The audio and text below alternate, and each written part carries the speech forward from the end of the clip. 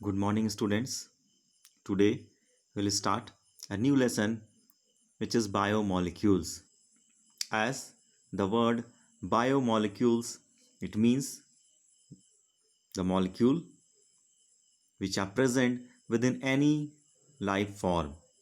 So they are called as biomolecules, or we can say the biomolecules, they are carbon containing compounds present within any living being. For example, if we may consider a cell, and we know the cell is having a gel-like material which is called as protoplasm, as well as the protoplasm has been bifurcated into cytoplasm, and within the nucleus the nucleoplasm is present. So basically the protoplasm is made up of certain types of carbon containing compounds through which it is able to perform its basic physiological functions. So we may say that all life forms, they are made up of same chemicals, which may be elements and compounds. So the components of the cell may be formed of carbohydrates, proteins or fats, or polynucleotides. So as do we have discussed, for example, the cell membrane or plasma membrane is composed of proteins and lipids. Just do like cell wall in plants are composed of cellulose. Whereas within the nucleus, the genetic material which is present in the form of DNA, that is also made up of polynucleotides. Means it is a strand of nucleotides. So we can say the biomolecules are the substances which are the components of the living beings. Obviously, the cells, they are composed of these types of components. They may have carbohydrates, proteins, lipids, polynucleotides, and other certain molecules.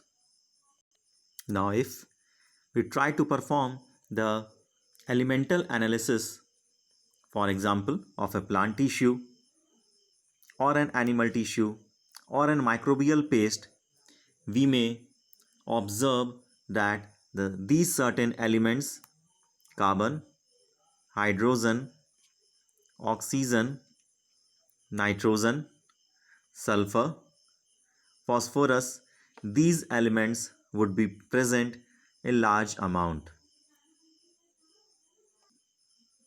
So for example, if we perform the elemental analysis of a plant leaf, we may observe that these types of elements may be present in different ratio as compared to the different matter to be analyzed. Or we may say that in the case of plant tissue, these elements would be present in different ratio as compared to the animal tissue or microbial paste. So we may say the relative abundance would be different in different life forms.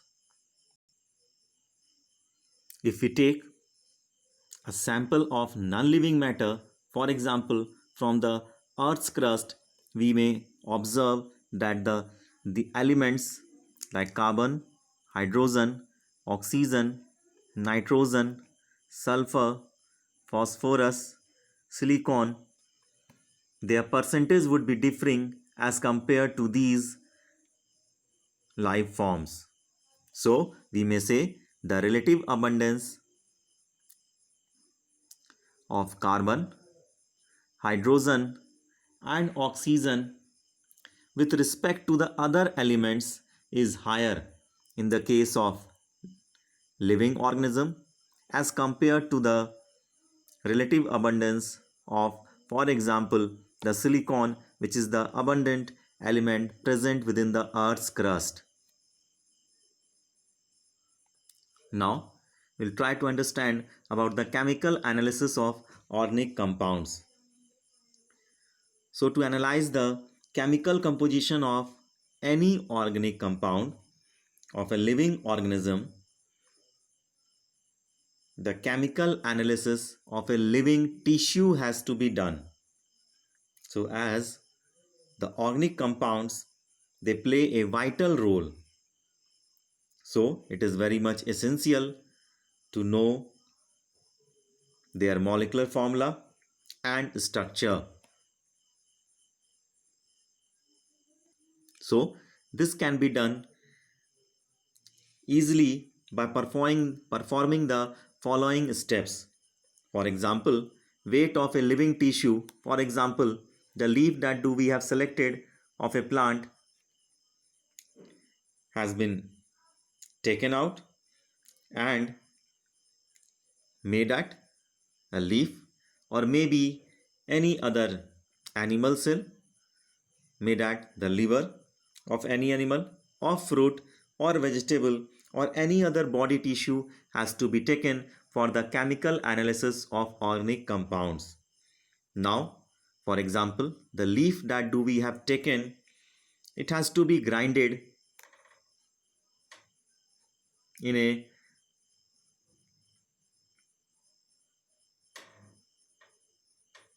mortar and with the help of mortar and pestle in a particular solvent, and the solvent is called as trichloroacetic acid.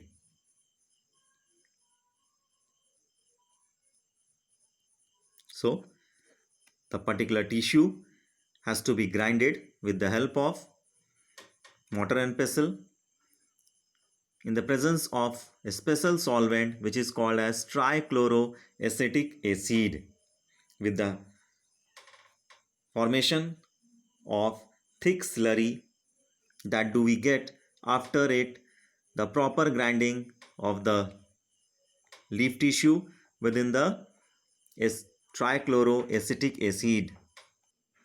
Now the thick slurry obtained after the grinding of the leaf tissue within the solvent has to be filtered through a cheesecloth or cotton.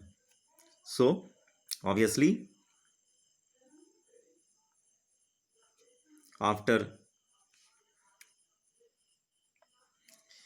filtering through a cheesecloth or cotton cloth, we may observe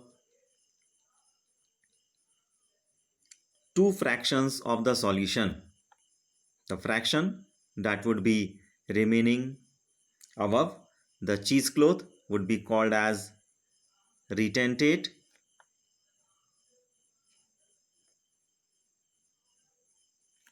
whereas the fraction which has been passed out through the cheesecloth or cotton cloth would be called as filtrate. So we may also understand the retentate must may be acid insoluble pool, whereas the filtrate which has passed through the particular cotton cloth may it has been easily dissolved within the acid, so it is the acid soluble pool that do we get in the form of filtrate. So we may also say that this particular acid insoluble pool will contain the macromolecules, whereas the acid soluble pool will contain the micromolecules. So as we may try to understand about these micromolecules and macromolecules. As the micromolecules, they have been found within the acid soluble pools, means they have been dissolved within the acid and they are present within the filtrate, whereas the macromolecules, they would be present within the retentate. So there are certain specifications for that the from 18 to 800 Daltons weight showing molecules would be considered within the micromolecule category, whereas the molecules having above 1000 Daltons molecular weight would be considered under the macromolecular category. So we may also understand that the macromolecules, they are formed of polymers, whereas the micromolecules, they are formed of monomers. For example, if monosaccharides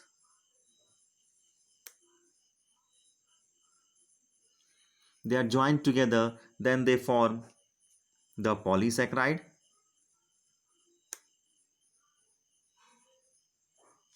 Just like do the monomer, which is for example amino acid, when they are joined together with the help of peptide bonds,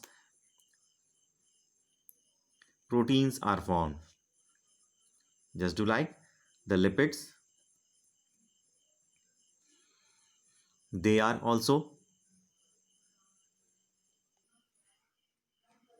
So the lipids, they are formed of fatty acids plus glycerol, but we cannot say they are the monomers of the lipids, as do the lipids, they are macromolecules because they have been formed within the acid insoluble pool, means they have been shown their presence within the retentate, but still their molecular weight is less than 800 Daltons. The reason is behind, we know about the myceles that they are having the polar region, polar head region, and the tail region. The polar region, it is the hydrophilic end, whereas the tail region, it is the hydrophobic end. So due to the presence of this tail region, they are insoluble within that particular solvent, due to which they are present within the retentate and they are categorized as macromolecules. Just to like, we may consider the nucleic acid, which is a macromolecule. They are formed of the monomer, which are polynucleotides. By the addition with the help of phosphodiester bonds, these polynucleotides, they form the nucleic acids. So we may understand that the macromolecules, they are formed by the polymerization of the monomers. But this is not applicable for the case of lipids, as it is a macromolecule, but although its molecular weight is within 800 Daltons. The reason do we have discussed? Due to the presence of certain tail region, which is hydrophobic region, so they are present within the retentate category and they are as macromolecules, and also they are not having